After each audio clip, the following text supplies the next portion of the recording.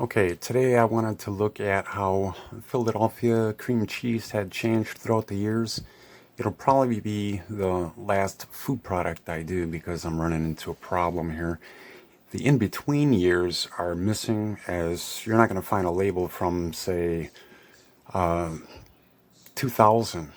That's from a Philadelphia cream cheese container. Anyway, this one was on eBay and I took a picture of it. This one's from 1977, and as you can see, the list of ingredients is, if you want to consider pasteurized milk and cream as two things, then we got 3, 4, 5 things. Okay, this image over here I actually got from the supermarket a couple days ago. I grabbed a thing out of its refrigerator container and I'm looking at it, and it's again the same identical thing, 5 things. And this is 2024. Label says 84, but that's just a label. I took this a couple days ago.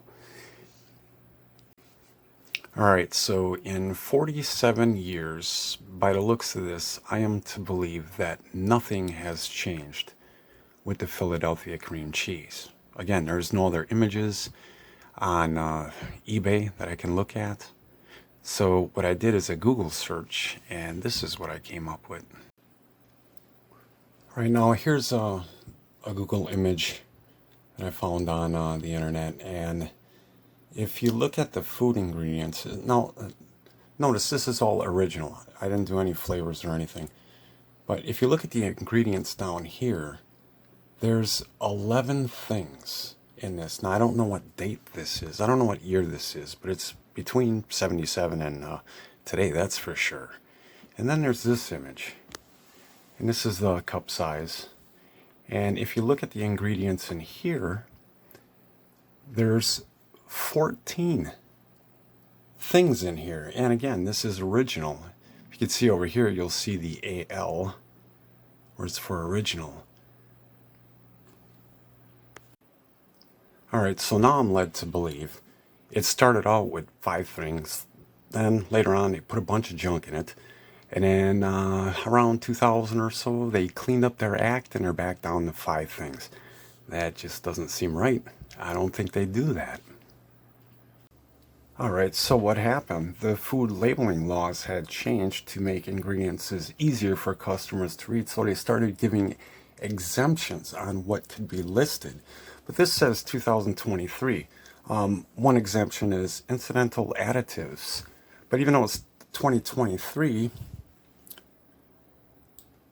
here's an article that was written in 2013.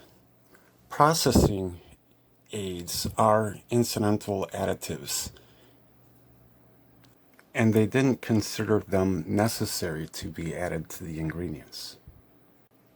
And there are 3 reasons why they didn't consider them necessary.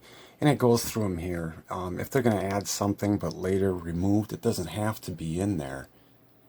For this one, if some of the ingredients becomes part of the other ingredient, like here it says pH adjuster, that converts into salt and becomes a level of salt that's insignificant, doesn't have to be added. Like here's another one. Anti-caking agent, sodium silicate. The levels are at insignificant levels, so it does not have to be reported. Okay, here's another article on how they don't have to include anti-caking agents in the ingredients, but this is when it comes to meat and poultry. We were actually talking about cottage cheese or cream cheese. All right, and this is another point why there's no point in me doing this anymore. This is Ruffles chip bag from the 80s, and if you count the ingredients, there's basically 3. The vegetable oil is in brackets, and there's all the stuff that could be in the vegetable oil, and then salt. 3 things, basically. Okay, this is from the supermarket I took the other day when I did the cream cheese. If you look at the ingredients, it looks much more simpler. And basically, once again, 3 ingredients.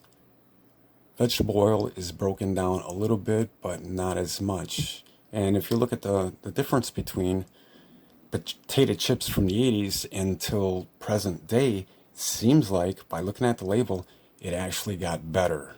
And we pretty much know that's not the case.